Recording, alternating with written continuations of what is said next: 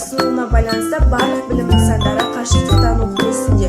Қашықтықтан оқыту бізге ешқандай қиындығын туғызып жатқан жоқ. Себебі біздің ұстаздарымыз бізге бар білімін аямай алтын уақыттарын бөліп жатыр. Сол үшін сіздерге мың алғыс. Білім шыңына бірге қол жеткізейік.